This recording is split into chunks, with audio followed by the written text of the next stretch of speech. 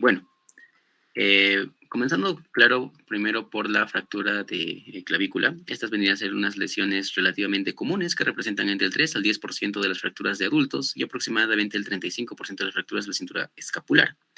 En ella, en la clavícula, se insertan músculos potentes, como lo son el esternocleidomastoideo y la parte del deltoides y el pectoral mayor.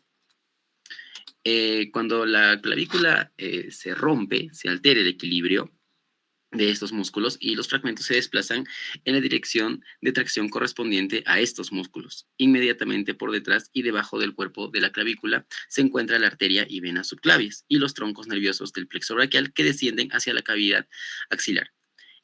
El mecanismo de lesión más frecuente en la rotura de clavícula es el indirecto, cuando el paciente cae sobre el brazo extendido por un accidente deportivo, una caída casual. Pese a su desarrollo precoz, también en recién nacidos pueden romperse la clavícula al pasar a través del canal del parto. Los síntomas más frecuentes de la rotura de clavícula son el dolor y la impotencia funcional. Puede, si la fractura está desplazada, existir también una deformidad importante. El tratamiento de esta fractura va a depender del tipo y del tipo de fractura y del tipo de paciente. La mayoría de roturas de clavícula tiene un buen pronóstico con el tratamiento ortopédico, pero el periodo de inmovilización y rehabilitación posterior hace que en deportistas de élite o profesionales se opte por la cirugía. La siguiente diapositiva, por favor. Bueno, en cuanto a las fracturas de la parte superior del húmero, representan el 5% de las fracturas en la población adulta. Su incidencia es de 70 fracturas de cada 100.000 personas y el 75% se localizan en el tercio superior y son muy frecuentes en ancianos, favorecidas, claro, por la osteoporosis. La fractura se puede producir por traumatismo indirecto, como fracturas tras caídas sobre la mano extendida, que este es el más frecuente en ancianos o personas con osteoporosis, y también las fracturas que pueden ser patológicas sobre un tumor con un traumatismo menor. Los síntomas de los pacientes con este tipo de fracturas son el dolor, la crepitación, tumefacción, edema o hematoma sobre el hombro lesionado y el brazo. No suele existir una gran deformidad y existe gran impotencia funcional. Es frecuente la aparición de un hematoma que aparece a las 48 horas y es fundamental hacer una exploración neurovascular completa para descartar lesiones del plexo braquial.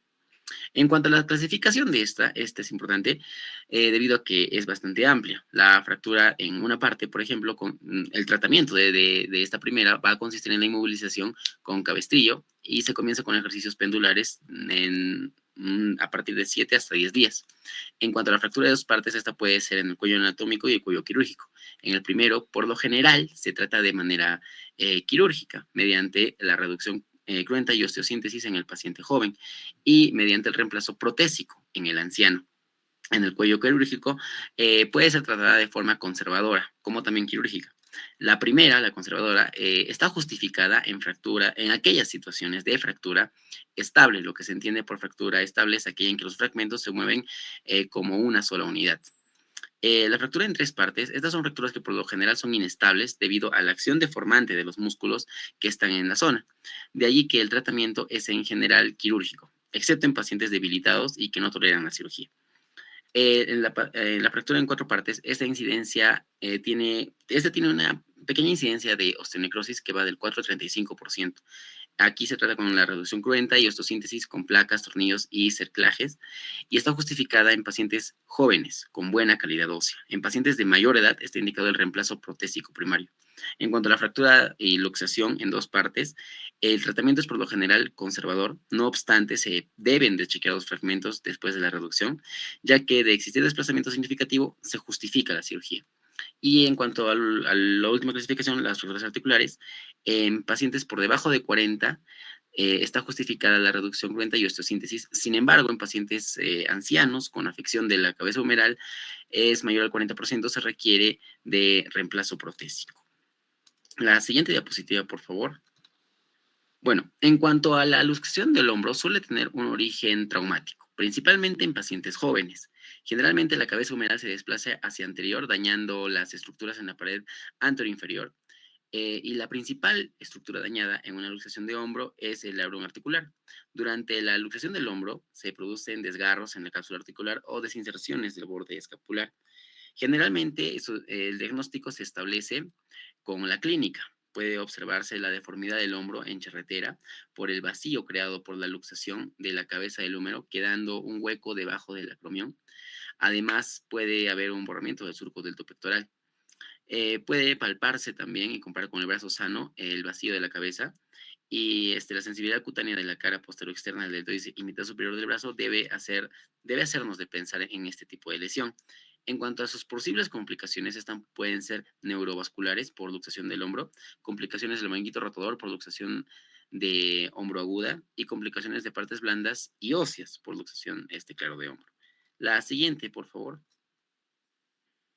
Eh, bueno, en cuanto al tratamiento, este es no quirúrgico en su forma inicial, pero puede plantearse también el tratamiento quirúrgico en aquellos pacientes con fractura desplazada del troquíter, que requiere una reducción y síntesis si existe una interposición de partes blandas.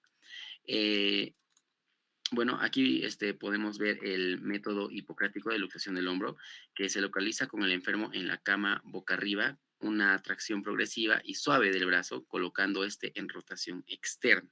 Se hace contratracción apoyando el talón en la axila del paciente y se separa el brazo y luego se hace rotación interna y aproximación. También tenemos la maniobra de Kocher en la luxación del hombro, que se intenta recolocar la cabeza del húmero, haciéndola seguir una trayectoria inversa a la que se describió al luxarse. Se realiza con el paciente boca arriba, con una tracción progresiva, manteniendo el brazo en ligera abducción y el codo flexionado a 90 grados. Manteniendo la tracción, se hace la rotación externa del brazo, siempre en forma suave y lenta, hasta llegar a los 80 grados, casi al plano de la camilla. Y la maniobra de Milch, en la luxación del hombro, se realiza una abducción progresiva con rotación externa del miembro superior y péndulo suave contracción axial del brazo. La siguiente diapositiva, por favor. Bueno, en la luxación acromioclavicular se puede dañar una serie de estructuras que, si no se reparan bien, pueden comprometer la función y estabilidad de esta articulación. Las luxaciones acromioclaviculares pueden producirse por un traumatismo directo sobre el hombro o por un traumatismo indirecto sobre el codo. En este caso, al caer sobre el brazo en abducción o separación, la clavícula hace palanca sobre la primera costilla y rompe los ligamentos coracoclaviculares. La siguiente, por favor. Bueno, aquí vamos a ver que van a existir diferentes tipos, ¿no? Del tipo de las luxaciones acromioclaviculares. En el tipo 1 va a haber un daño de la cápsula articular. Los ligamentos coracoacromiales están íntegros. No hay deformidad del hombro, solo dolor en la articulación. En la radiografía se puede ver todo de tipo normal. En el tipo 2, cuando hay una ruptura de la cápsula articular y daño incompleto de los ligamentos coracoclaviculares, puede existir cierta deformidad del hombro, el dolor puede ser más intenso y la lesión es potencialmente inestable. En el tipo 3, cuando la lesión es más grave y los ligamentos coracoclaviculares de la cápsula articular están rotos, pueden existir daño muscular del deltoides en su inserción clavicular y se puede producir una gran deformidad y daño de la articulación por tracción del trapecio. En el tipo 4, la lesión es igual al del tipo 3, pero la clavícula está luxada o desplazada a posterior. Su extremo está encarcelado o introducido dentro del trapecio. En el tipo 4, bueno, en este tipo existe un daño de todas las estructuras capsulares y de los ligamentos y también de los músculos deltoides y trapecio. La clavícula está luxada y ascendida con respecto al acromión. Puede ser reducible con la presión con la mano, pero al soltar se vuelve a luxar, el signo de la tecla.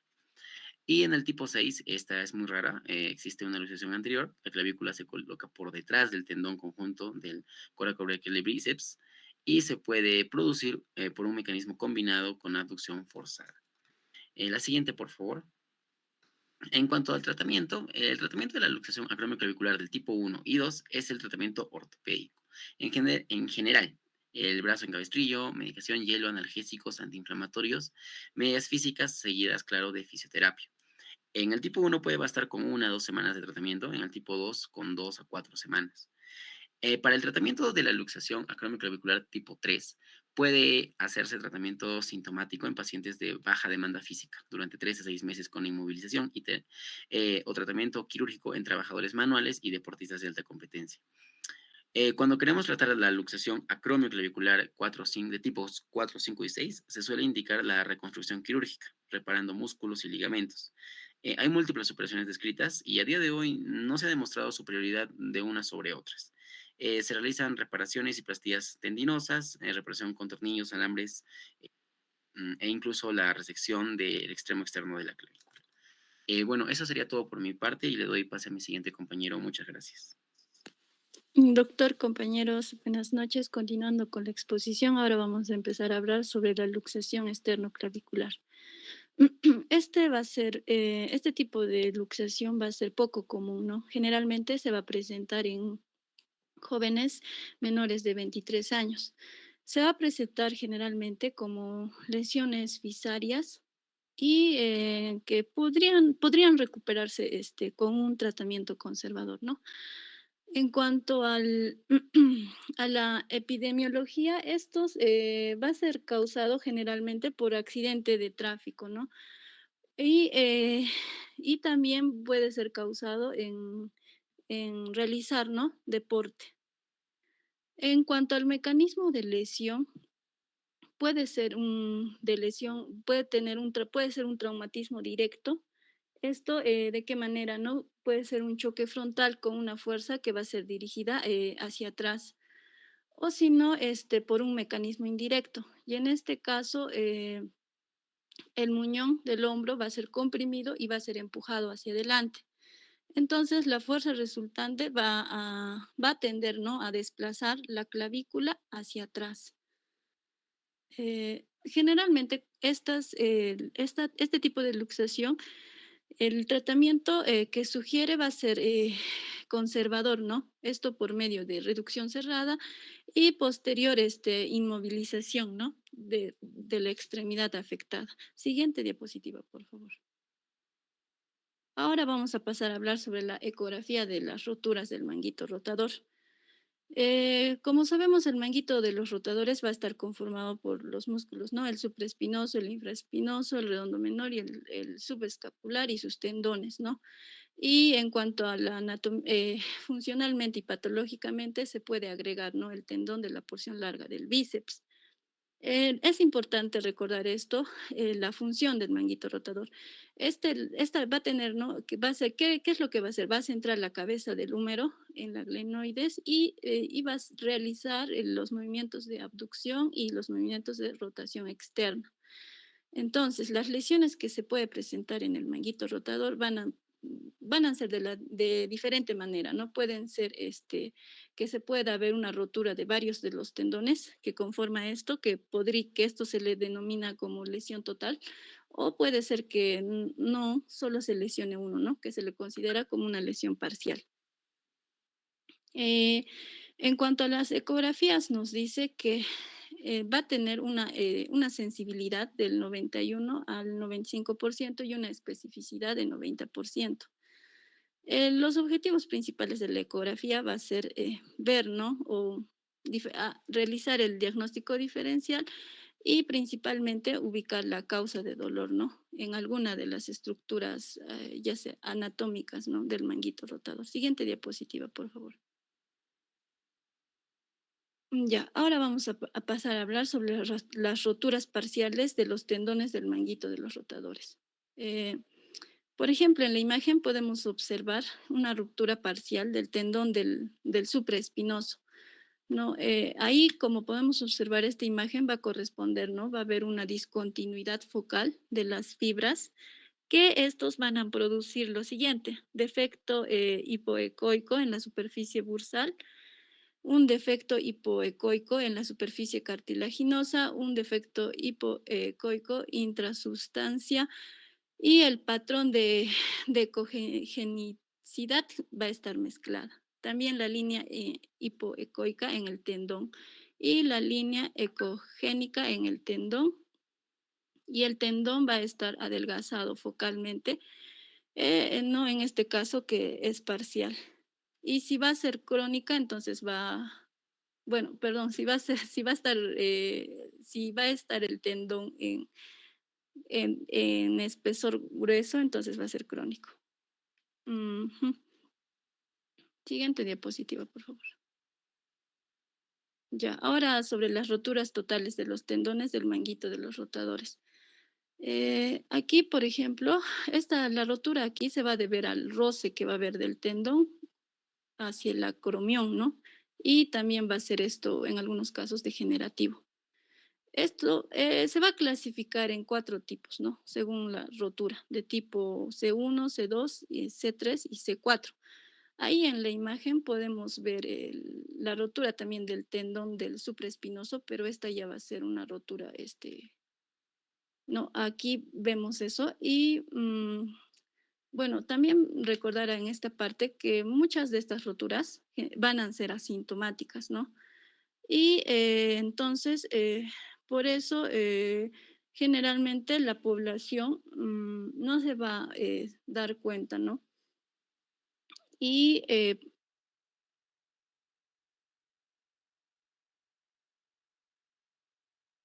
en primera instancia se recurre a la radiografía y posteriormente, ¿no? A la ecografía. Eh,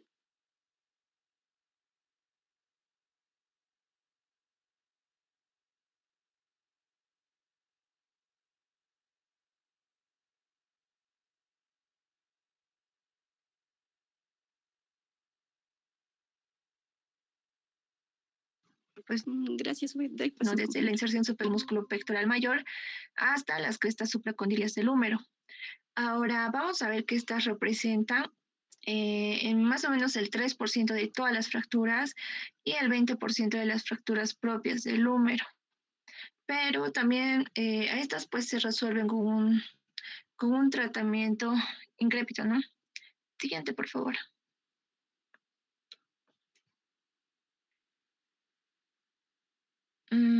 Bien. Atrás, por favor. Perfecto. Ahora, con respecto a los mecanismos de producción, vamos a ver que esto se va a presentar pues con mayor frecuencia a partir de algunos accidentes de tránsito. Va a ser como un resultado de un mecanismo indirecto en el cual el miembro superior apoya sobre la mano y gira en torno al eje de la diáfisis y así se va a generar una fractura espiroidea. Ahora sí, siguiente, por favor.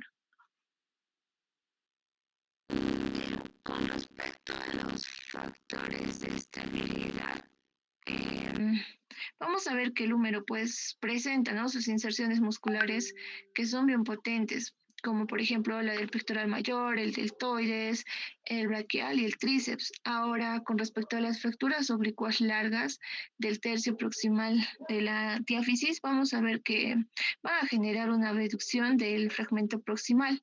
¿Esto por qué? Esto va a ser debido a la tracción del músculo deltoides y una aducción del fragmento distal. Esto por la tracción del músculo pectoral mayor. Ahora, con respecto a las fracturas transversales medio diaficiarias, em, son intrínsecamente inestables. Esto debido a que tienen una pequeña superficie de contacto óseo y tienen una tendencia a la flexión del fragmento distal a expensas de los músculos flexores, tanto del brazo y del antebrazo. Siguiente, por favor. Con respecto al cuadro clínico, pues el paciente se va a presentar con dolor, con crepitación, con impotencia funcional, con cierta deformidad y tensión, y también el edema en las partes blandas adyacentes, ¿no? Siguiente, por favor. Ahora, con respecto a los estudios complementarios, pues mínimamente se va a pedir una radiografía tanto de frente y de perfil. Esta nos va a confirmar la fractura, nos va a permitir también evaluar el grado de desplazamiento, la ubicación y el número de fragmentos. Ahora también nos podemos ayudar en casos de huesos patológicos con un centellograma, con una tomografía computarizada y la resonancia magnética. Estas nos pueden ayudar tanto en la evaluación como en el tratamiento adecuado para estas fracturas. Siguiente. No, perdón. Ahora, con respecto a la clasificación, vamos a ver pues que se clasifica de acuerdo al estado de partes blandas, donde podemos ver que es cerrada o expuesta, de acuerdo a la localización topográfica, que puede ser el tercio proximal, tercio medio, tercio distal, y de acuerdo a la configuración del trazo de la fractura. que puede ser en cominuta, transversa, una oblicua corta, oblicua larga, de repente una espiroidea o una segmentaria. Siguiente, por favor. Bien, con respecto al tratamiento, vamos a ver que las fracturas diaficiarias del húmero tienen resultados satisfactorios y son aceptables más o menos en un 90% de todos los casos. Ahora, los métodos de tratamiento incruento que se emplean con mayor frecuencia van a ser como los que vemos en la imagen, ¿no? Y son inmovilizaciones estáticas y las funcionales. Ahora, en las estáticas de mayor uso, pues han sido la de yeso colgante, ¿no? Esto en las fracturas oblicuas, largas o espiroideas. Y el vendaje de Bell-Pel, el cual está utilizado en fracturas estables de húmero y especialmente en los niños. Ahora, con el objetivo también de evitar la rigidez de las articulaciones adyacentes de la diáfisis.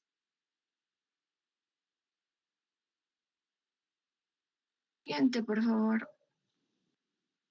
Con respecto a las fracturas transversales con desplazamiento y separación excesiva, pues estas deben espiroideas largas. Si estas no se logran reducir al establecer el eje de rotación, estas pueden deberse pues a una interposición muscular, ¿no? Y con respecto a las fracturas oblicuas cortas, desplazadas de la porción distal de la diáfisis, son difíciles de reducir y mantener en la posición adecuada. Y su inmovilización prolongada puede producir rigidez del codo. Entonces, el tratamiento quirúrgico de las fracturas de diáfisis húmera se van a realizar con fijación externa, como los tutores externos, o con fijación interna, que pueden ser por los clavos endomedulares acerrojados o las placas con tornillos, como vamos a ver en la siguiente diapositiva, por favor. Bien, estos son lo que les mencionaba. Aquí vemos el tutor externo, el cual vamos a utilizar en caso de fracturas expuestas con una lesión importante de partes blandas, o también en casos donde la fractura debe ser fijada, ¿no? De una forma inmediata. Ahora tenemos el clavo endomedular rígido acerrojado, el cual tiene una ventaja biomecánica de estar alineado con el eje mecánico de la fractura, y su ventaja biológica viene a ser pues que preserva el periósteo y el foco fracturario, ¿no? También tenemos a la placa con tornillos, como vemos, la cual la reducción abierta y la fijación interna con esta placa y tornillos va a permitir la visualización directa y la reducción anatómica con compresión interfragmentaria de la fractura. También nos va a permitir explorar el nervio radial, y usualmente se utilizan en fracturas oblicuas o transversales. Bien, voy a pasar a mi siguiente compañero.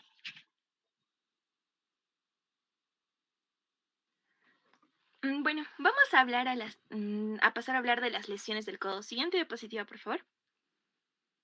Bueno, vamos a empezar con una pequeña introducción del codo. Anatomía y fisiología del codo, ¿sí? El codo es una articulación sinovial compuesta, ¿sí? Al ser sinovial es muy móvil y es compuesta porque intervienen más de dos huesos, ¿sí? Tenemos al húmero, al cúbito y al radio, ¿sí?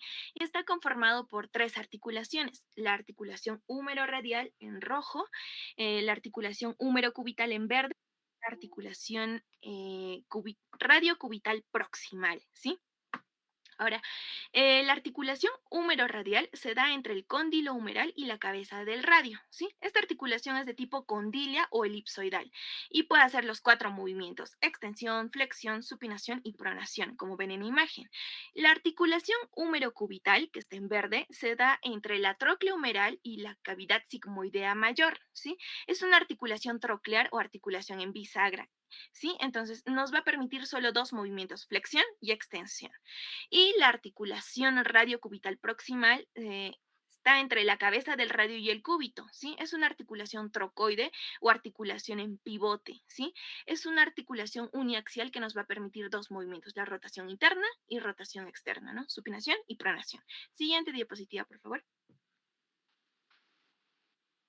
Bueno, El codo tiene este complejo cápsulo ligamentario, ¿sí? Está conformado por una cápsula fibrosa y estos ligamentos. Tenemos el ligamento colateral externo, que está en rojo, que va desde el epicóndilo lateral del húmero hasta la cabeza del radio, ¿sí? Incluso se llega a funcionar un poco con el ligamento anular del radio, que lo ven en celeste, ¿sí?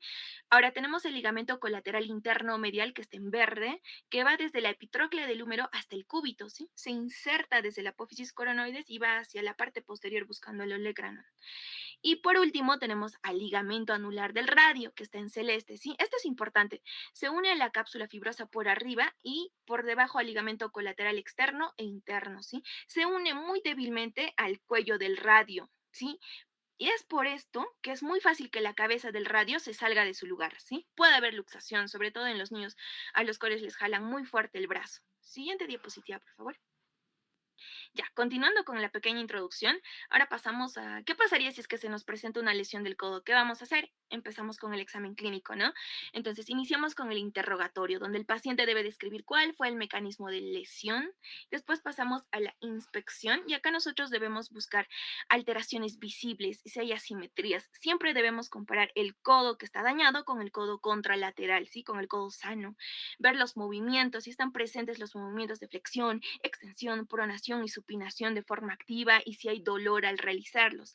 Tenemos que tener en cuenta si hay limitaciones funcionales, chasquidos, algún resalto articular, ¿sí? Luego pasamos a la palpación.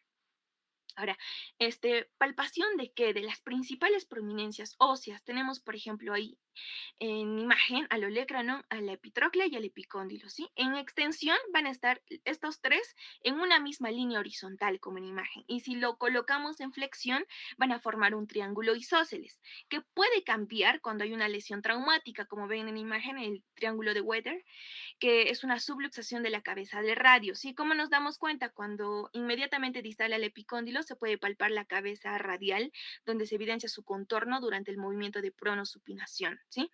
Ahora, no hay que olvidar también que ante cualquier lesión del codo siempre también es necesario examinar el pulso radial y cubital para ver si no hay ninguna lesión de la arteria humeral y también realizar un examen neurológico correcto para ver si no hay daño en el nervio radial, cubital y mediano, ¿sí?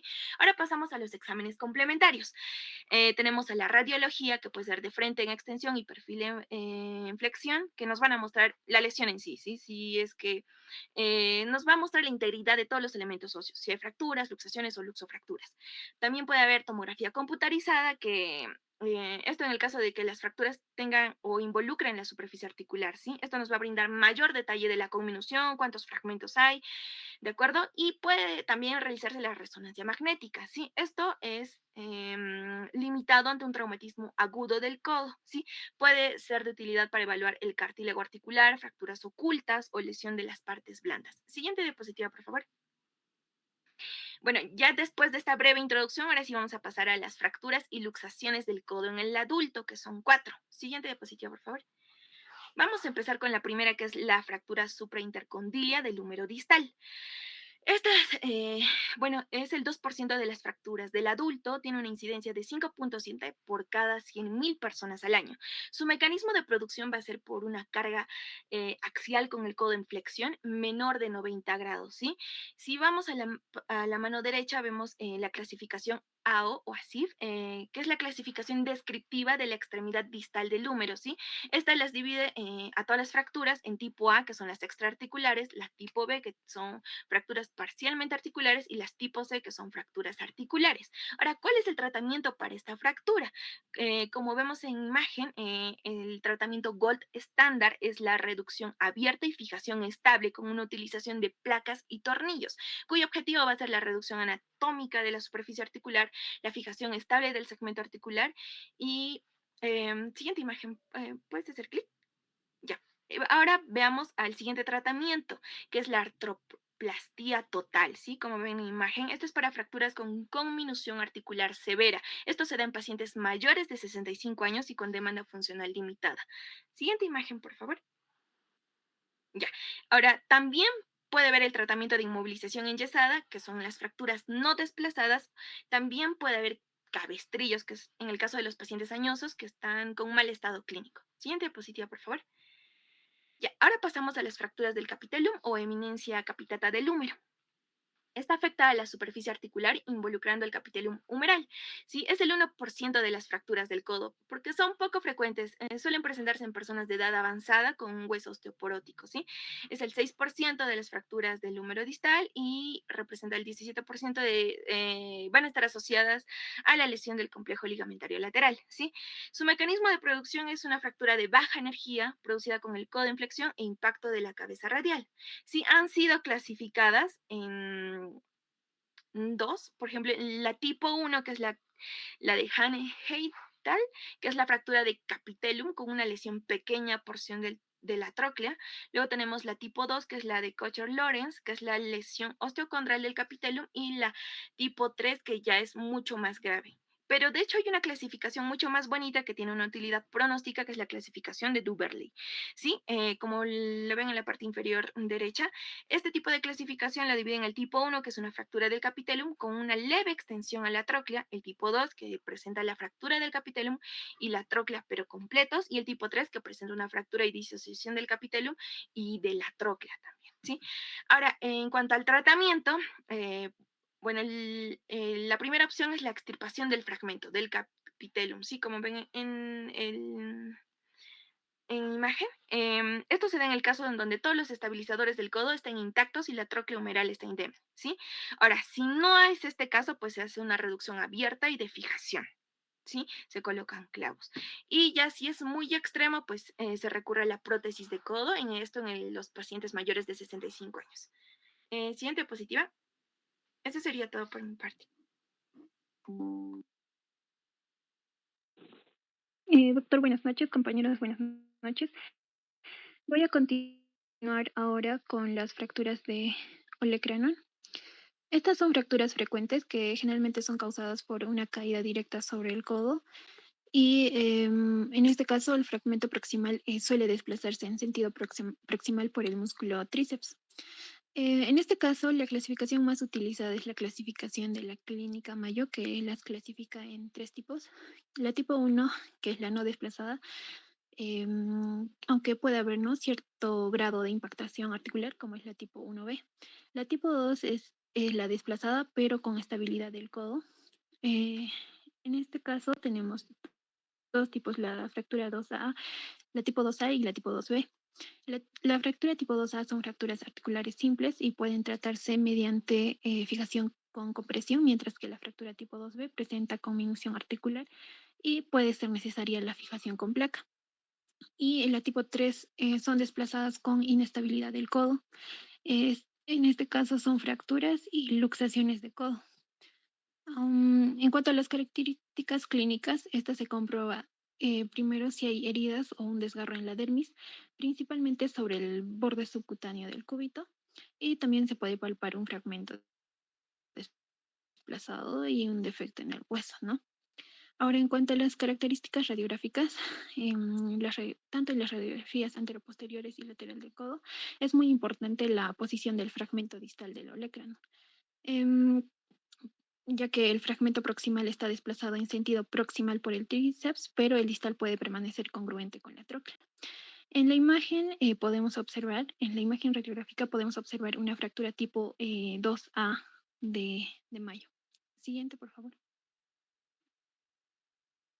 Bueno, en cuanto la reducción solo está indicada en las fracturas tipo 3 para reducir la superficie articular y la inmovilización en las fracturas tipo 1 y tipo 2 se inmovilizan con una férula brachiopalmar y un collar con pulsera, y en las fracturas tipo 3 con luxación de codo puede ser más apropiada una férula.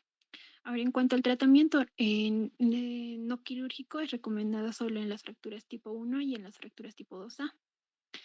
Y el tratamiento quirúrgico se realiza en las fracturas tipo 2B, que son las que presentan cominutas, y en las fracturas tipo 3 de Mayo. Siguiente, por favor. Em, en cuanto a la técnica quirúrgica, se tiene dos opciones, ¿no? La banda de tensión y la placa de olecrano.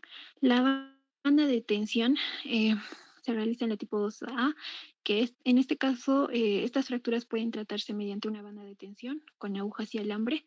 Y este tipo no se puede utilizar en fracturas con conminución articular porque la superficie articular se colapsa.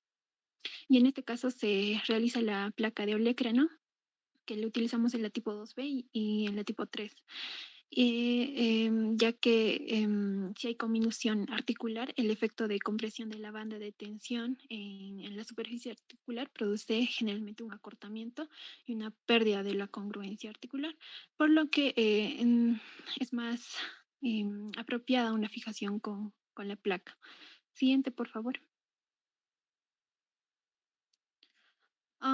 Luego tenemos a la fractura de la cúpula radial, que es una fractura que compromete la cabeza del radio y es la fractura de codo más frecuente del adulto. Representa el 6% de todas las fracturas y el 33% de las fracturas del codo.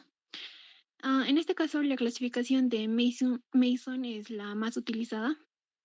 En las tipo 1 no hay desplazamiento o el desplazamiento es mínimo, menor a 2 milímetros. En la tipo 2 hay desplazamiento en general mayor a 2.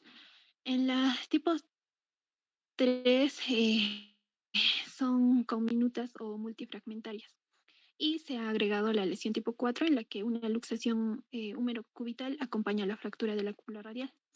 Ahora, en cuanto al tratamiento, la tipo 1 no requiere tratamiento quirúrgico. La tipo 2 puede ser también de tratamiento conservador siempre y cuando no haya bloqueos a la movilización del codo o fragmentos con desplazamiento mayor de 2 milímetros.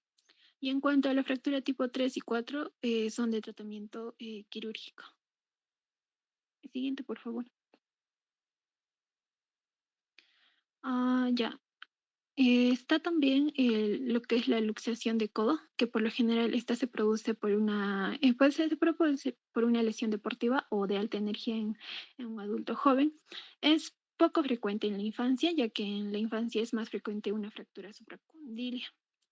Aquí es importante mencionar lo que es la tríada terrible, que es una combinación de luxación de codo, una fractura de la cabeza radial y la fractura de la apófisis coronoides del cúbito. Siguiente, por favor. Ya. En cuanto a la clasificación, se usa una clasificación descriptiva simple que indica la posición del antebrazo en relación con el brazo. Las que no se asocian a una fractura se denominan simples y las que sí se asocian a una fractura se llaman complejas. Ahora, por otro lado, tenemos a la clasificación de Regan y Murray. Esta clasificación más que todo se utiliza para describir la fractura de la apófisis coronoides y está basada en el tamaño del fragmento fracturado. En la tipo 1, hay un pequeño fragmento por abulsión de la cima de la coronoides. En el tipo 2, el fragmento es menor al 50% de la coronoides y el tipo 3 es mayor. El fragmento es mayor al 50% de la coronoides. Ahora, en cuanto a las características clínicas, la principal característica es la desestructuración del triángulo de Nelaton, que está formado por las prominencias óseas de la epitróclea, el olecrano y el epicónilo. En cuanto a las características radiográficas, básicamente, principalmente se analiza, ¿no?, la congruencia de las articulaciones húmero-radial y húmero-cubital. Y bueno, en la imagen podemos observar una luxación simple de codo. En la imagen A, una proyección lateral y en la imagen B, una proyección anteroposterior. Siguiente, por favor. Bueno, se realiza una reducción cerrada y se puede realizar una reducción cerrada. En cuanto a la inmovilización, se coloca una férula braquiopalmar con el codo a 90 grados de flexión, como se observa en la imagen. En cuanto al tratamiento no quirúrgico, esta se realiza básicamente en las luxaciones simples de codo.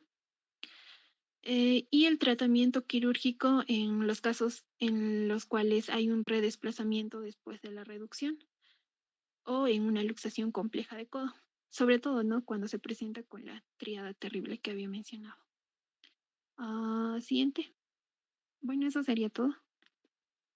Le doy el paso a mi compañero. Buenas noches, doctor y compañeros. Yo les voy a hablar sobre las fracturas del codo en el niño y también sobre el codo flotante. Bueno, empezaré por las fracturas del codo en el niño. En los niños, la fractura de codo más frecuente es la fractura supracondilia del húmero, ya que se presentan en un 50 al 65% de los casos. En segundo lugar, tenemos la fractura del cóndilo humeral externo, que representa un 10 a un 15%. En tercer lugar, la fractura del cuello del radio, que se presenta en aproximadamente el 5% y es más frecuente entre los niños de 9 a 12 años de edad. Y finalmente, la fractura de epitróclea, que representa aproximadamente el 1% de las lesiones del codo. Bien, en primer lugar, tenemos la fractura supracondilia del húmero. Esta se va a localizar en la metáfisis distal humeral sobre los cóndilos y proximal a la línea fisaria. Perdón.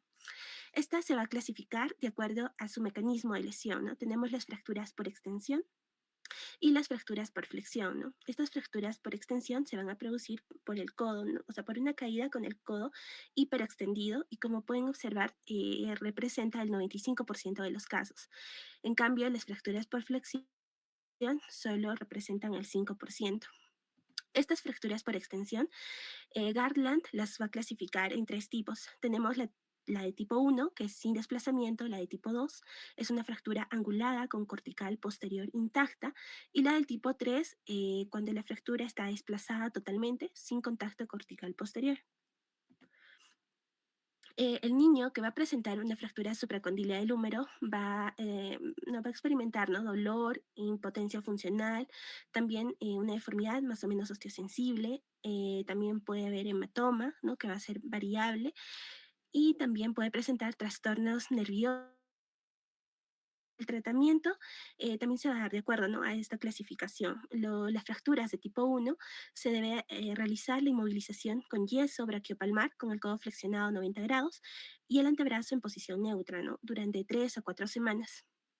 Con respecto a las fracturas del tipo 2, se recomienda, ¿no?, realizar una reducción cerrada y fijación con clavijas y luego, ¿no?, la confección del yeso braquiopalmar a 90 grados. Y finalmente la del tipo 3, pues el tratamiento de elección es la reducción inmediata con estabilización ósea. En caso no se logre, ¿no?, una adecuada reducción, pues se recomienda, ¿no?, la tracción o reducción abierta. En segundo lugar, tenemos la fractura del cóndilo humeral externo. Estas van a ser fracturas fisarias tipo 2 y tipo 4 de las clasificaciones de Salter y Harris.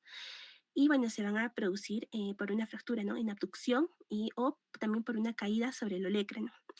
El tratamiento es la inmovilización y en caso de que hay una fractura condilia desplazada mayor a 2 milímetros, se debe realizar la reducción y fijación con osteosíntesis. En tercer lugar, encontramos la fractura del cuello del radio y estas se dice, ¿no?, que son casi siempre fisarias o metafisarias. Están producidas por una caída en valgo y se asocian a rotura del ligamento medial o al desprendimiento de la epitróglea. El tratamiento es la inmovilización durante 2 a 3 semanas. En caso de que haya angulación o desplazamiento mínimo, se debe hacer la reducción de la fractura, ¿no? Bueno, este tipo de fracturas van a producir el tratamiento y el diagnóstico oportuno es muy importante en esta fractura. Se pueden producir complicaciones como el hipercrecimiento de la cabeza radial, necrosis avascular y la sinostosis radiocubital proximal. Y finalmente tenemos la fractura de epitróclea. Estas vienen a ser fracturas fisarias tipo 3 o tipo 4 de la clasificación de Salter y Harris. Van a ser producidas por los músculos epitrocleares, ¿no? Van a generar abulsión del núcleo de osificación del epitróclea.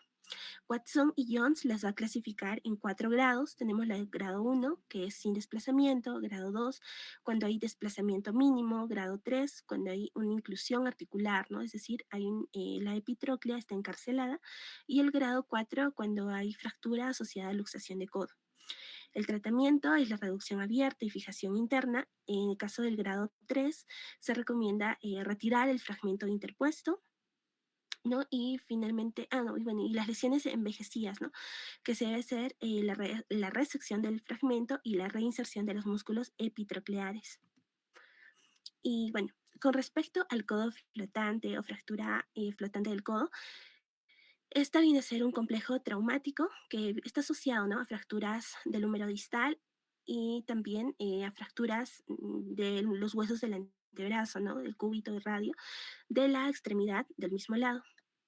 Tenemos aquí al codo, bueno, se puede producir, no, bueno, va a haber algunas diferencias con respecto al codo flotante del adulto, con respecto al codo flotante del niño, ¿no? En el caso del codo flotante del adulto, el mecanismo de producción van a ser generados, ¿no? Por traumatismos de alta energía. Y en el caso de los niños, estos van a ser producidos por mecanismos de producción de turbina, ¿no? Que van a aplicar una fuerza helicoidal al miembro superior. Y estos casos de los niños, bueno, se va a asociar más a lo que es el síndrome compartimental, ¿no? Cuya incidencia es de un 7% y las fracturas expuestas en este grupo etario van a ser menos graves. Con respecto al codo flotante del adulto, se van a clasificar en 4 tipos. La del tipo 1 son fracturas diafisarias de húmero, cúbito y radio. La de tipo 2 son fracturas de húmero con extensión articular distal asociada a fracturas diafisarias de cúbito y radio.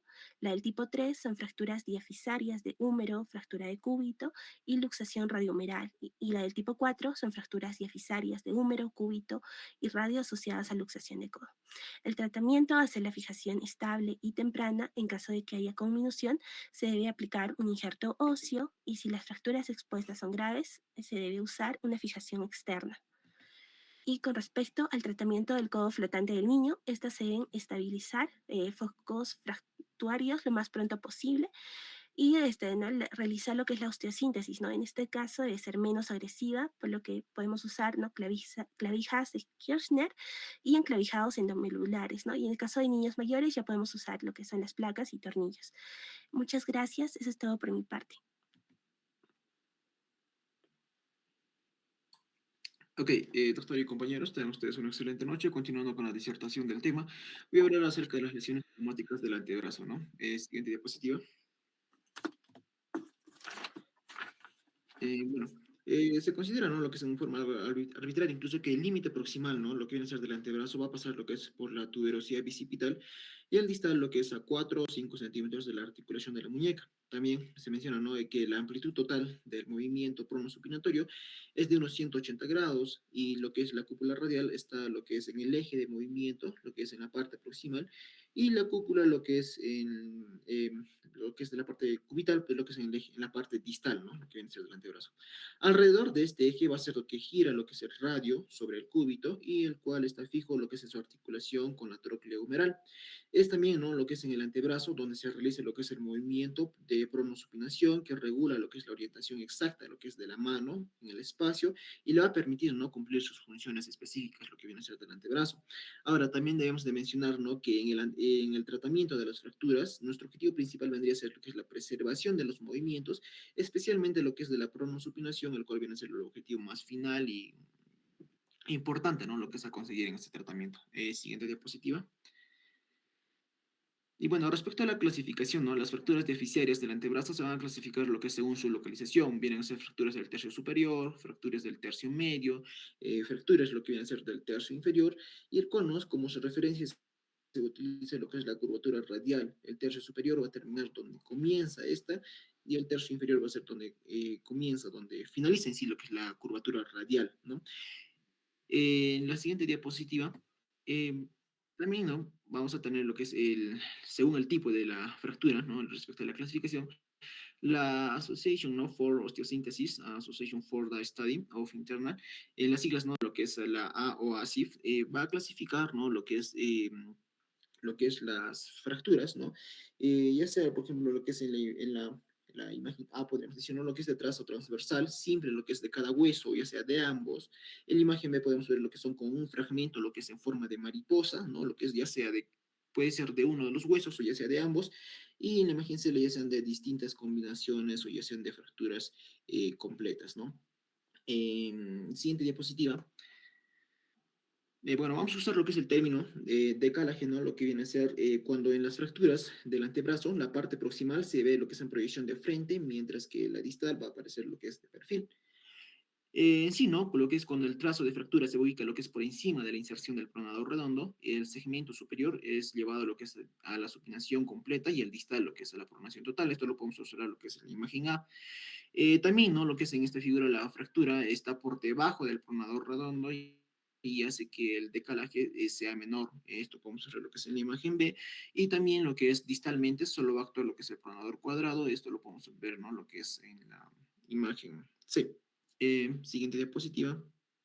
Y bueno, lo que es respecto a lo que es el tratamiento, ¿no? Nuestro objetivo final siempre va a ser, ¿no? Realizar lo que es la conservación al máximo lo que viene a ser del movimiento, ya sea esto a nivel del codo y lo que es y la muñeca, y lo que viene a ser del movimiento de la pronosupinación. Esta viene a ser, ¿no? Nuestra meta alcanzable, lo que es una reducción anatómica de la fractura mediante una osteosíntesis sólida y estable, ¿no? Que permita lo que es una movilización temprana. En sí, ¿no? Lo que es la osteosíntesis con placa de compresión va a reunir lo que son las condiciones como para considerarla lo que es el método ideal, lo que es para el tratamiento de estas fracturas. Vamos a observar, ¿no? Lo que es la imagen de la placa de compresión en lo que es en el lado derecho. Siguiente diapositiva. Y bueno, respecto a las fracturas o luxaciones complejas, lo que viene a ser el antebrazo, ¿no? Nosotros podemos definir lo que es como fractura, lo que es luxación de cúbito o radio proximal, a la asociación, ¿no? Lo que viene a ser de la fractura completa del cúbito proximal y luxación múltiple o ya sea aislada del complejo articular, lo que es del codo. Siguiente diapositiva. Hablando sobre lo que es sobre la patomecánica y patrones, lo que es de la lesión en sí, ¿no? Lo que son los mecanismos traumáticos que producen este tipo de lesiones, vienen a ser de alta energía cinética. Frecuentemente estas las vamos a poder observar lo que son en accidentes de tránsito, por ejemplo, lo que son en motocicletas, ¿no? Y en ocasiones estos van a formar parte del contexto del paciente politraumatizado grave.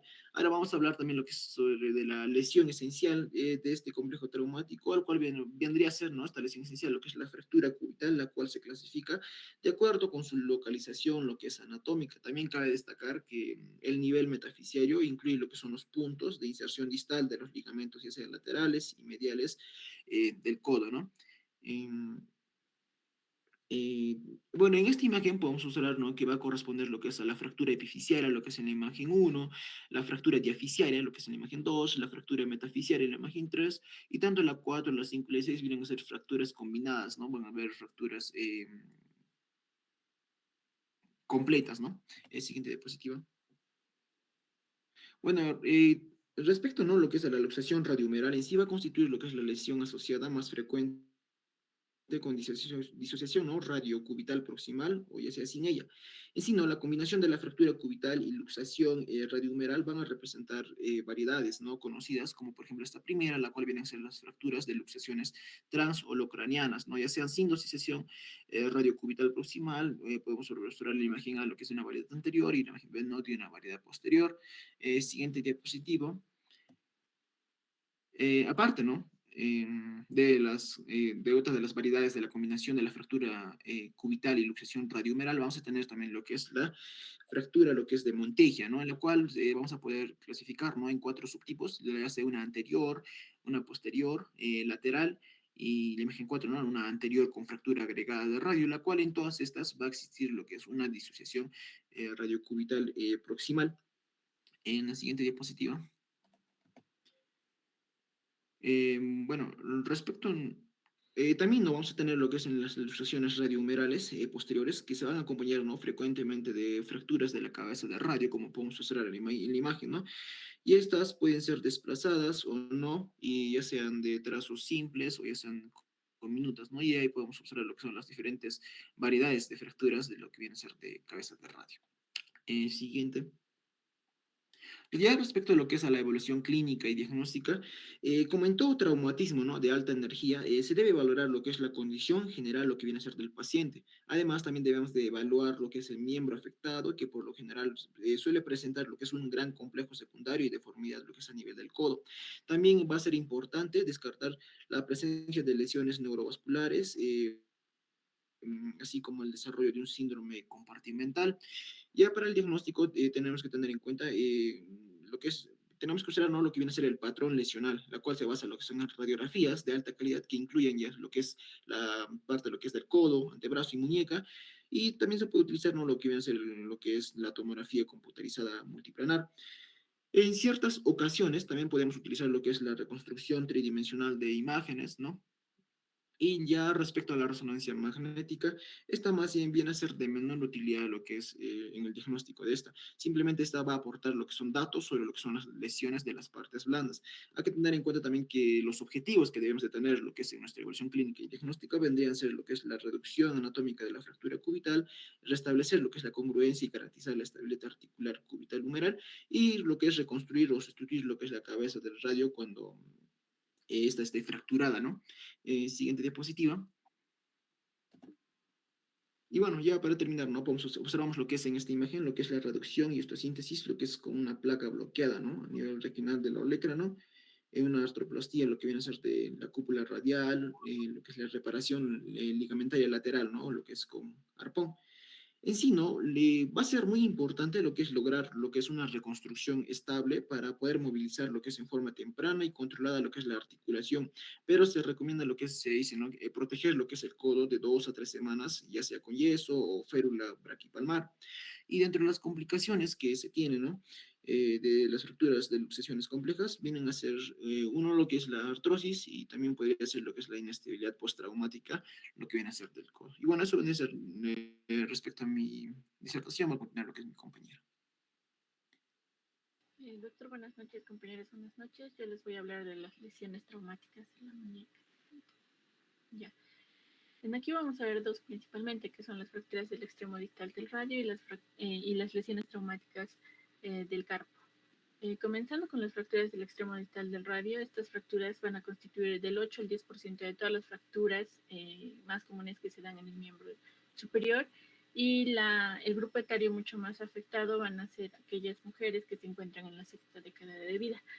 Aquí debemos tener en cuenta realizar una descripción adecuada de la fractura, es decir, que debemos determinar el tipo de fractura que es, si hay deformación o no hay deformación, si hay conminución, la dirección del desplazamiento, si es que existe compromiso articular o no, el lugar y gravedad de la lesión articular y otras lesiones asociadas. Siguiente, por favor. Primero vamos a hacer un recuerdo de la anatomía funcional. Aquí podemos ver un extremo distal del radio, en donde vamos a ver una superficie alargada bicóncava que va a ser para articularse con la línea proximal del carpo, y otra más pequeña ubicada en la cara lateral cubital para su articulación con la cabeza del cúbito, ¿no? Aquí debemos tener en cuenta tres puntos, se podría decir. Uno que vendría a ser en la vista de perfil, en donde vamos a determinar lo que vendría a ser el grado de inclinación palmar, ¿no? En este caso vamos a ver una línea que va a pasar por la superficie articular de la radio y una línea que va a ir vertical, que va a ir desde la apófisis estiloide del radio, en donde vamos a ver que se va a formar un ángulo de 11 grados, ¿no? Siguiente, por favor. También vamos a tener en cuenta lo que vendría a ser la vista de frente, en donde vamos a determinar el grado de inclinación radial, ¿no? Que este se va a hacer en 22 grados y va a estar en un rango de 13 hasta 30 grados. Esto se va a hallar por una línea horizontal que va a pasar por la estiloide del radio, y con una con la formando un grado de formando un ángulo de 90 grados con el eje longitudinal del radio, ¿no? Así también vamos a determinar la altura del radio, que vendrían a ser dos líneas horizontales que van a formar un ángulo de 90 grados con la línea, con el eje longitudinal del radio, en donde va a ser una medida de 11 a 12 milímetros, ¿no? Siguiente, por favor.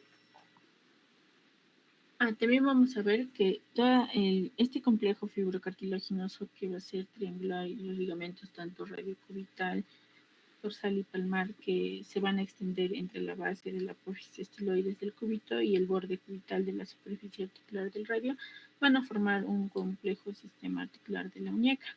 Y la fuerza que se transmite normalmente y que va a caer sobre la superficie articular del radio va a constituir un 80% de esto. Siguiente, por favor.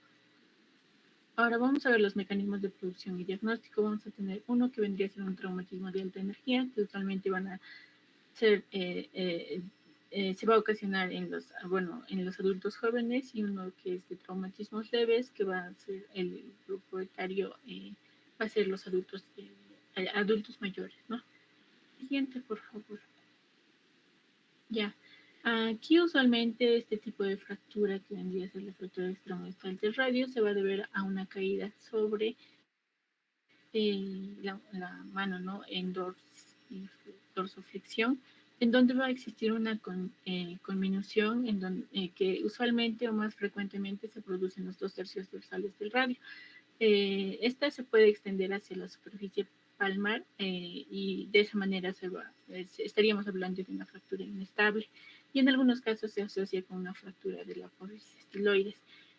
¿Cómo vamos a realizar el diagnóstico? Principalmente el diagnóstico se va a realizar por las manifestaciones clínicas, ¿no? Como son el dolor, el aumento de volumen, la deformidad, las parestesias, y se va a confirmar el diagnóstico con los estudios radiográficos. Ahora, si estamos hablando de fracturas conminutas y desplazadas, lo más útil y recomendable sería realizar una placa contracción. También debemos tener en cuenta, para poder realizar el tratamiento, lo que vendría a ser la calidad ósea y la actividad y cooperación del paciente. Siguiente, por favor. Vamos a hablar de las fracturas que ya han sido descritas desde hace muchos años, que dentro de las cuales vamos a encontrar 4 fracturas. Primero vendría a ser la fractura de Coles, que vendría a ser por una caída en dorsiflexión, que va a ser una fractura extraarticular, y se va a presentar más frecuentemente en las personas de avanzada edad y en mujeres posmenopáusicas. Aquí vamos a ver que se va a dar una fractura en la metáfisis distal del radio, de un trazo transverso que se va a estar situada a 1.5, 2.5 de la carilla articular del radio, y en donde se va a observar, ¿no?, un desplazamiento radial y dorsal del fragmento distal, y es precisamente este desplazamiento que le va a dar la forma, ¿no? Lo que se conoce como una deformidad en dorso de tenedor. Y en algunos casos, la apófisis estiloide del cúbito puede o no estar fracturada. Siguiente, por favor. También vamos a hablar de la fractura de Smith, o también llamada la fractura de Coles invertida, que también va a ser un tipo de fractura extraarticular, y esta se va a producir por la caída con apoyo en la mano supinado en flexión palmar.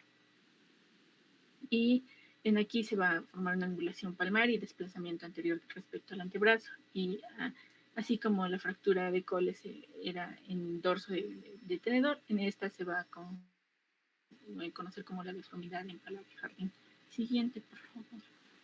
También vamos a hablar de la fractura de Barton, o la fractura de Rea Barton, que es una fractura de margen articular del radio, que puede ser palmar o dorsal, y puede estar algunas veces relacionada con la subluxación radiocarpea, y puede estar ocasionado por traumatismo violento contra el carpo y la muñeca. Siguiente, por favor.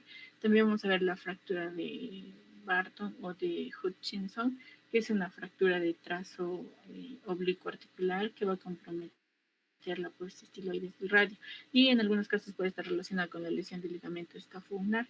Esto se va a dar va a estar producida por fuerzas de cizallamiento que van a afectar, ¿no?, la apófisis estiloides del radio. La fractura de Dye-Punch, o la fractura de la huesita semilunar, es una fractura intraarticular por compresión axial semilunar sobre la faceta semilunar del radio. Siguiente, por favor. Vamos a tener tres diferentes clasificaciones para estas fracturas de extremo distal del radio. Una que vendría a ser la clasificación de Friedman de 1967, que nos va a hablar, ¿no?, de esta, que va a estar dividida en 8 grupos, en donde se va a tener en cuenta lo que vendría a ser la afectación articular radiocubital y radiocarpiana, así como la presencia o ausencia de la fractura de la apófisis estiloides del cúbito. Como pueden ver en la imagen, la de tipo 1 solo va a ser una fractura extraarticular, y la de tipo 2 va a ser la fractura de tipo 1 más la apófisis estiloides, más la fractura de la apófisis estiloides del cúbito. En cambio, la de tipo 3, a todas estas, ¿no?, de tipo 3, la siguiente, la 4, se va a aumentar lo que vendría a ser la fractura de la apófisis estiloides del cúbito. En la de tipo 3 va a ser una fractura intraarticular que va a afectar la articulación radiocarpiana. En cambio, la de tipo 5 va a ser una fractura intraarticular que va a afectar la articulación radiocubital. y la de tipo 7 va a ser una fractura interarticular que va a afectar las dos articulaciones radiocarpiana y radiocubital. Siguiente, por favor. En cambio, en la clasificación de la AO que ya hemos visto, que va a ser similar a las que ya nos han descrito los compañeros, en acá nos va a dividir en 3 grupos, ¿no? Si va a ser extraarticular, que va a ser de la letra A, B, y va a ser intraarticular parcial, y la C, intraarticular completa. En donde también se va a ver, ¿no? Estas se van a subdividir en 3 todavía dentro. Entonces vamos a ver también si es que va a haber compromiso en el de tipo A, va a haber compromiso del fragmento dorsal o va a ser una combinación dorsal y volar. De acuerdo a eso también se va a clasificar, ¿no? Y es la clasificación que es un poco más difícil de realizar, ¿no? Siguiente, por favor. En cambio, la clasificación de Fernández 1995 va a ser fundamentalmente en el mecanismo lesional y se va a subdividir en fracturas de 5 grupos, como pueden ver en imágenes. Siguiente, por favor. Ahora, ¿cuál va a ser el tratamiento? El objetivo del tratamiento va a ser restaurar la anatomía en la forma más perfecta, preservando la función, y esta va a depender del tipo de fractura, como ya les había mencionado, ¿no? Y la actividad y cooperación del paciente, y entre otros aspectos que ya hemos hablado. Siguiente, por favor. Vamos a tener 2 tipos de tratamiento, un tratamiento que va a ser el incruento o el tratamiento conservador, que busca la reducción cerrada e inmovilización con yeso y se da en fracturas estables y extraarticulares, ¿no? En aquí se va a observar lo que vendría a ser, o se va a tener en cuenta que lo que vendría a ser la inmovilización debe tener una inclinación volar de 10 a 15 grados y de 0 a 30 grados de desviación cubital, así como la pronación en 25 grados. Y los controles radiológicos van a ser semanales hasta la 3ª semana y se debe retirar la inmovilización a las 4 o 6 semanas. Siguiente, por favor. En cambio del tratamiento quirúrgico vamos a ver en 3 aspectos, podría decir.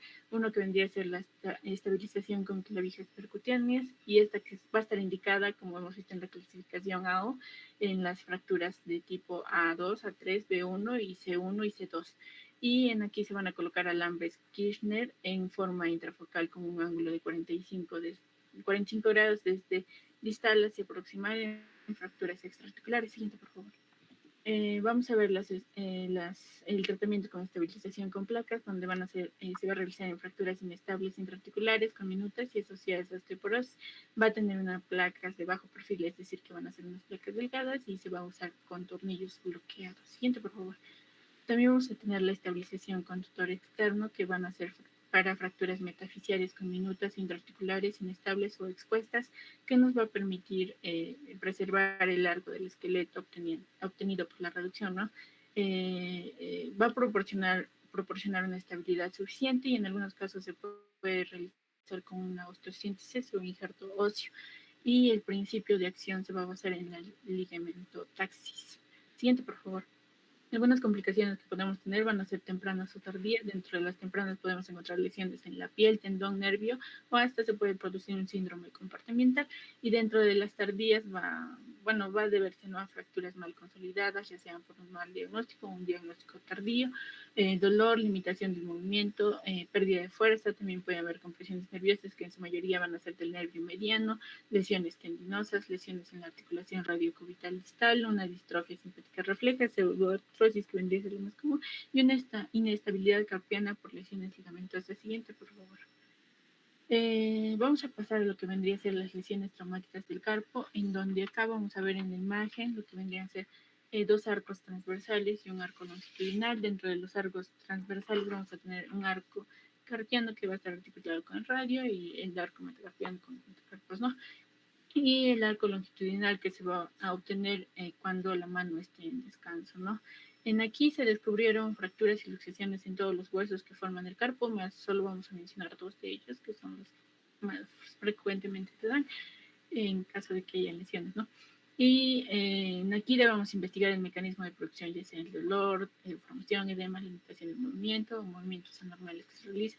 El diagnóstico va a ser por radiografía, y son más útiles las radiografías funcionales para evaluar lo que vendría a ser la mecánica. Siguiente, por favor.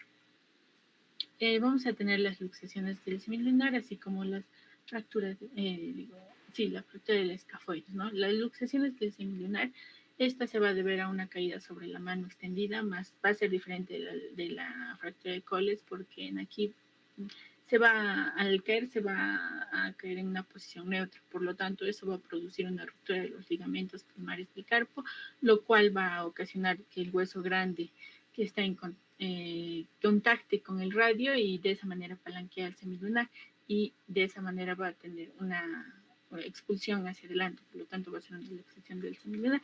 En cambio, si es que vamos a tener que no se va a perder contacto entre el semilunar y lo que vendría a ser el radio, no se va a producir lo que vendría a ser una luxación semilunar, sino se va a producir una luxación perilunar.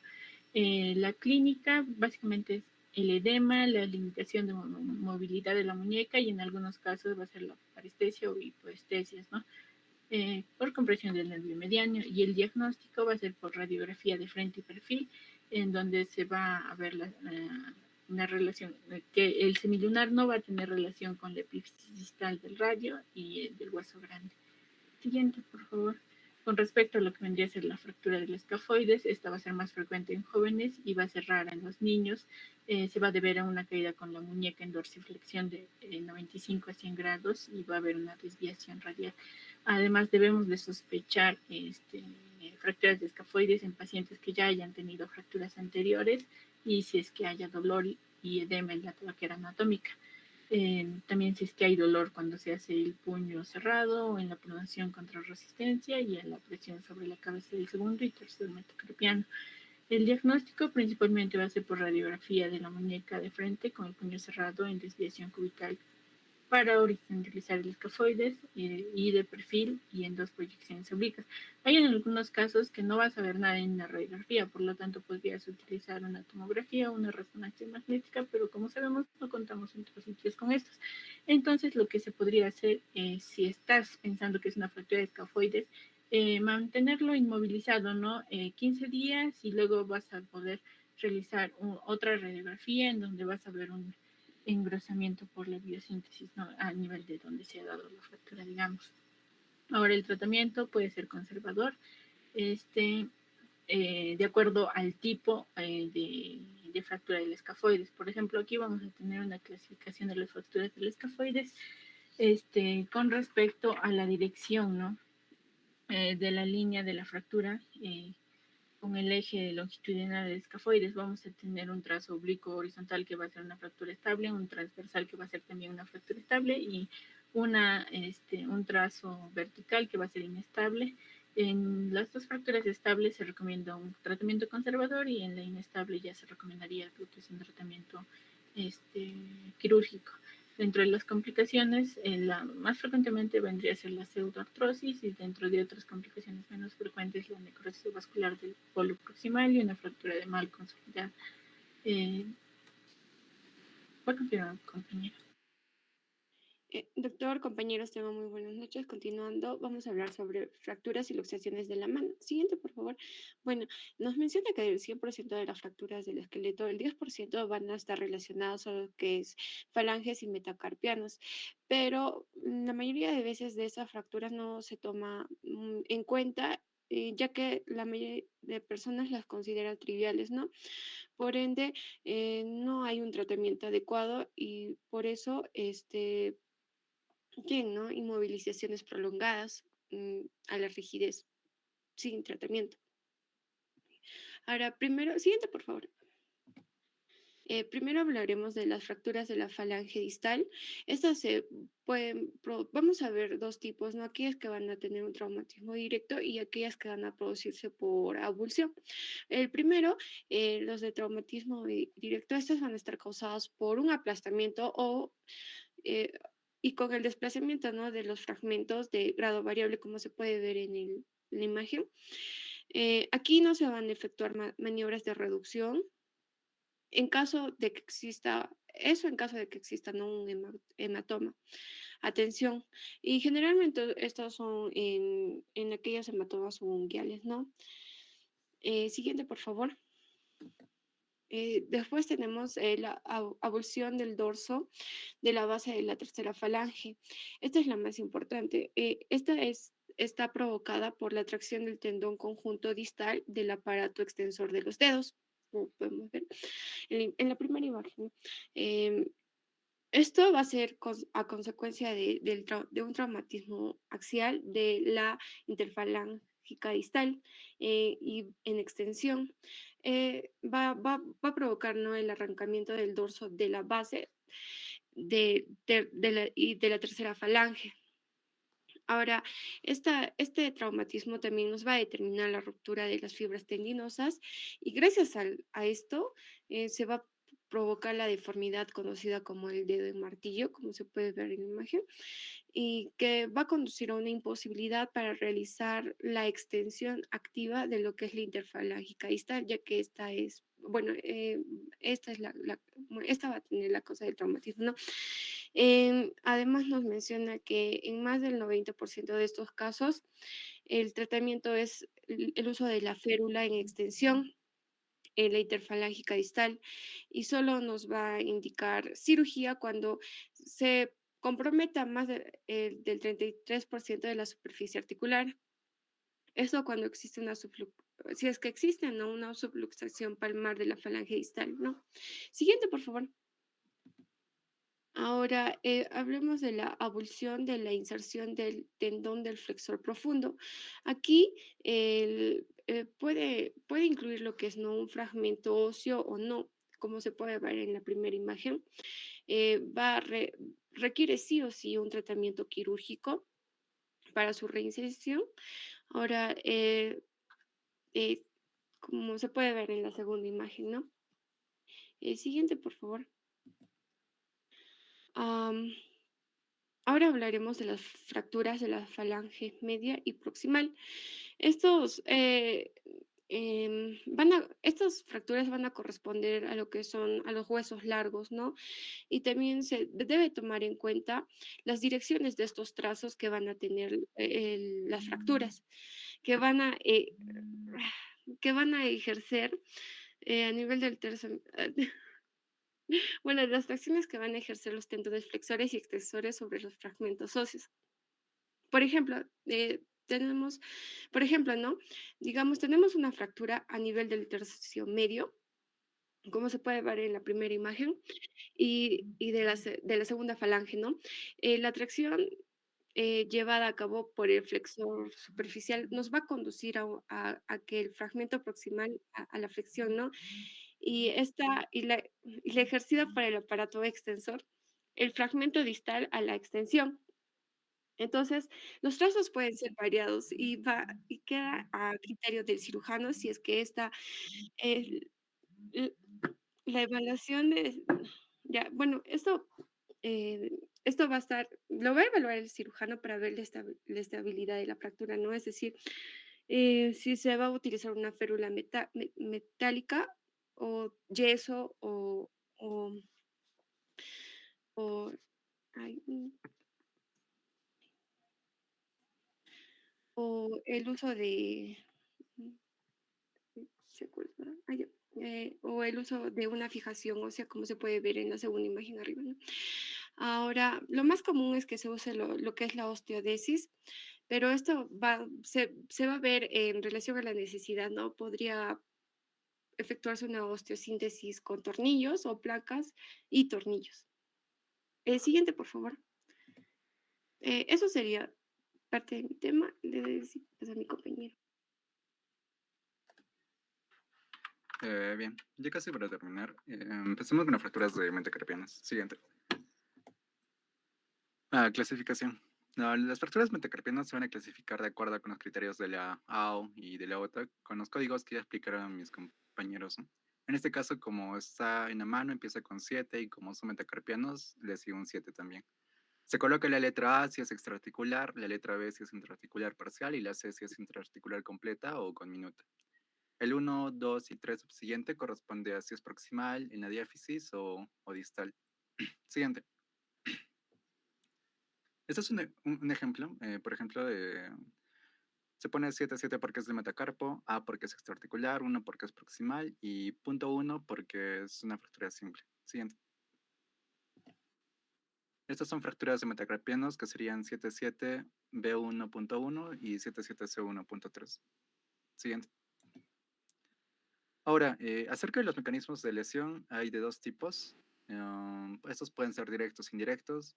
Los directos pueden ser por contusión, aplastamiento o penetrantes, y los indirectos son por tracción o tensión, angulación, rotacional, compresión, o también por compresión axial.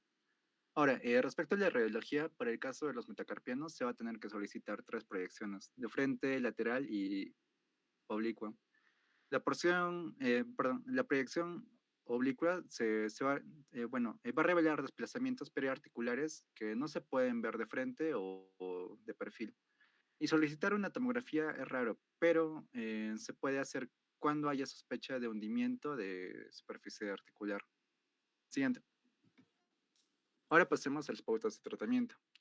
Empezando con las distales, las fracturas extraarticulares distales se localizan generalmente a nivel del cuello del metacarpiano y van a estar asociados con relativa frecuencia a mordeduras humanas. Es más frecuente en el cuarto y quinto metacarpiano, que son los metacarpianos móviles, y tienen un desplazamiento ventral. Esto por los tenones flexores y el daño que puede estar en el cuello del metacarpiano, ¿no? Que usualmente se conminuta. En el caso de la fractura del quinto metacarpiano, que es la fractura con más frecuencia, también se va a llamar fractura del boxeador inexperto. Su reducción se va a hacer mediante la maniobra de jazz, que es un tipo de reducción cerrada. Esta maniobra consiste en colocar la primera falange en flexión de 90 grados respecto al metacarpiano, así como se puede ver en el primer esquema de la figura A. Luego se presiona desde la cabeza de la falange en sentido dorsal, hasta encajar como en el segundo esquema de la figura A. Luego de llegar a esta posición, se contiene con yeso en posición intrínseco plus, como en la figura B, por 4 semanas. Siguiente. Aquí más imágenes de la maniobra de jazz y la imagen del medio, ¿no? Que vendría a ser eso, que es la posición intrínseco plus que había mencionado hace un momento. Luego de enyesar se tiene que solicitar una radiografía para verificar que siga encajado, ¿no? Como en la figura de la derecha. Siguiente. Ahora, las fracturas diaficiarias. Entre sus características fundamentales tenemos que es tolerable admitir un relativo grado de desplazamiento en su consolidación. Esto porque las uniones musculares, es decir, los músculos interóseos palmares, confieren un cierto grado de estabilidad. Ahora, respecto a la angulación, va a depender si son del segundo y tercer metacarpiano y del cuarto y del quinto, ¿no? Se tolera de 10 a 15 grados en el segundo y tercer metacarpiano y de 30 a 35 en el cuarto y quinto metacarpiano. Esto porque son los metacarpianos más móviles, ¿no? Por eso hay un mayor grado de tolerancia. Ahora, respecto al acortamiento, se puede tolerar solo 2 milímetros, porque por cada 2 milímetros que se siguen reduciendo, va a disminuir 7 grados de extensión. Respecto al tratamiento de las fracturas diaficiarias, estas van a depender de su tipo. Si son oblicuas, se debe contemporizar o acomodar y colocar un yeso en posición intrínseco plus por 4 semanas.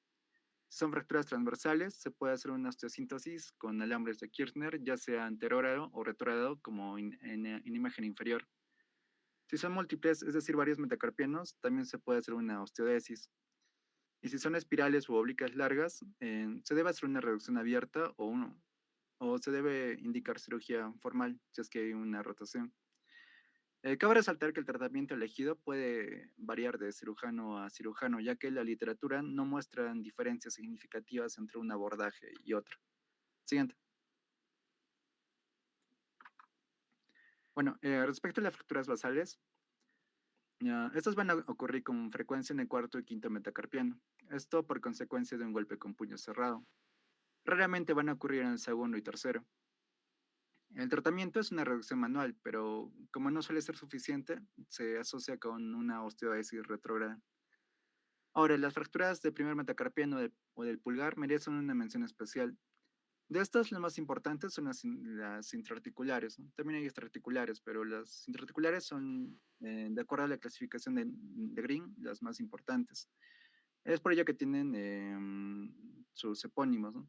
Hay de dos tipos, que son la de Bennett y la de Rolando. Siguiente. La fractura de Bennett tiene dos fragmentos. Uno que está unido al trapecio por el ligamento oblicuo palmar y y el otro fragmento que es más grande que corresponde al resto del metacarpiano, ¿no? Así como se puede ver en la imagen inferior izquierda. Su tratamiento va a depender del tamaño del fragmento, ¿no? Si es grande, se va a realizar una síntesis con tornillo por vía dorsal. Si es pequeño, se puede realizar una reducción cerrada y estabilización con la técnica de Iselin, Wagner o de Wiggins. A la derecha tenemos la fractura de Rolando, que esta, a diferencia de la fractura de Bennett, va a tener 3 fragmentos. Y su tratamiento consiste en reducción abierta y síntesis con placa T. Si es con minuta, se puede usar agujas intermetacarpianas con la técnica Selin o un fijador externo. Siguiente. Por último, las luxaciones. Estas pueden ser metacarpofalángicas o interfalángicas. En caso de que sean metacarpofalángicas, no se debe hacer un intento de reducción cerrada manual más de 3 veces, porque podría tratarse de una luxación irreductible y por atrapamiento. En este caso ya se estaría procediendo con cirugía. Las luxaciones interfalángicas no suele haber percances para una reducción cerrada manual. Normalmente se soluciona de forma manual, ¿no? Pero se debe evaluar de todas formas si es que hay luxaciones concomitantes, porque podría haber complicaciones en los ligamentos laterales o arrancamientos tendinosos. Y eso sería todo. Siguiente. Gracias. Bueno, ¿me escuchan, jóvenes? Sí, doctor, sí se lo escucha. Ya. Recapitulando las lesiones del miembro superior, desde hombro hasta los dedos de la mano, hay que tener presente la fractura de clavícula. Generalmente el tratamiento es conservador, pero a veces es quirúrgico cuando presentan daño vascular y nervioso a nivel subclavio, cuando hay una pseudoartrosis o callos exuberantes.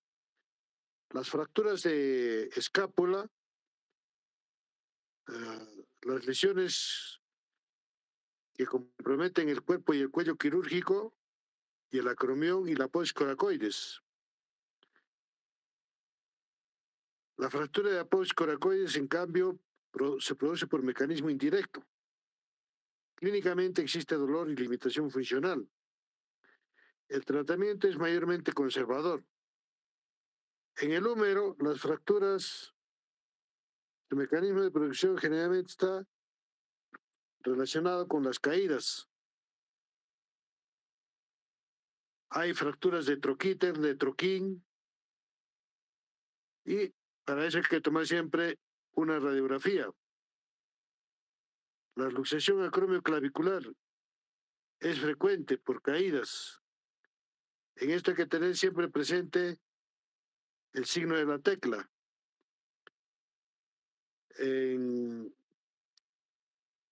la luxación externoclavicular se da por traumatismos violentos sobre el hombro, con ruptura de los ligamentos anteriores.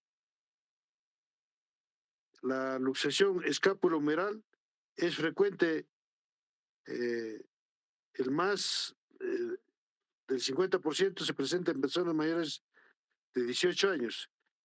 En la luxación escapulohumeral o luxación de hombro puro existen 4 tipos: el anterointerno, el superior, posterior e inferior, siendo el más frecuente el anterointerno. Los signos de la luxación escapulohumeral es hombro caído, dolor intenso. Además, el signo de la charretera. Para el diagnóstico, necesariamente alguna radiografía. Puede haber complicaciones como fracturas del troquíter, lesiones vasculonerviosas del lugar. A veces existen luxaciones recidivantes del hombro, Aquí hay ya técnicas especiales para poder fijar el manguito rotador. Las fracturas de diáfisis humeral, siempre tener presente la lesión del nervio radial. ¿Ya? Tener siempre presente las fracturas supracondíleas de húmero o de paleta humeral en niños. El tratamiento generalmente es quirúrgico, con clavos, con alambres Kirchner y con aparato de yeso. Ustedes lo han mencionado, las fracturas intercondíleas, supraintercondíleas, del cóndilo externo y cóndilo interno, del capitatum, del capitel. Siempre hay que tener presente, cuando son fracturas intraarticulares, hay que hacer una revisión al 100%. En fracturas del medio y del cúbito, existen generalmente las fracturas de olecranon. Cuando son muy desplazadas, hay que hacer intervenciones quirúrgicas. En el codo, lo mismo, el triángulo de Nelaton, hay que tener presente en las luxaciones en la parte posterior. Tener presente también la pronación dolorosa que se da en niños menores de 5 años, por tracción brusca del miembro hacia arriba, con el codo en extensión y en abducción. Las fracturas del diáfisis de radio y cúbito son predominantes en la infancia y en la adolescencia. Usted lo ha mencionado, las fracturas de Montella, las fracturas de Galeazzi y las fracturas de muñeca, que son comunes, la denominada fractura de Colles. Se denomina fractura de Colles cuando se ubica de 10 a 12 milímetros de la articulación radiocubital, o sea, radiocarpiana.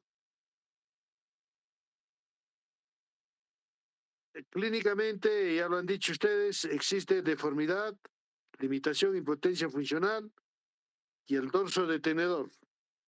Y lo contrario es la fractura de Smith.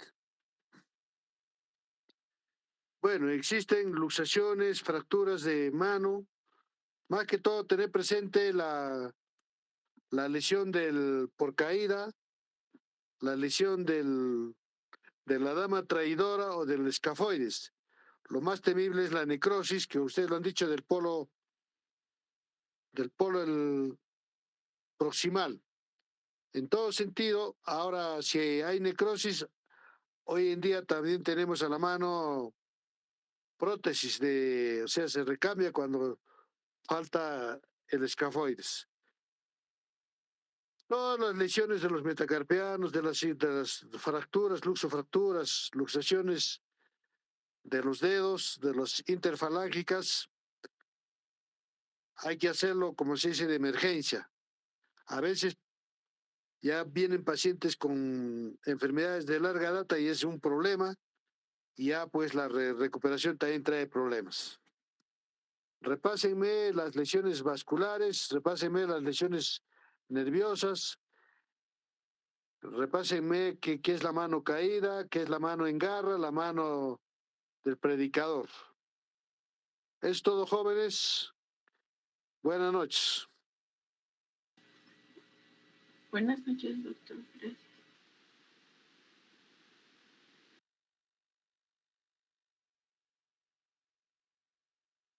Hasta luego, doctor.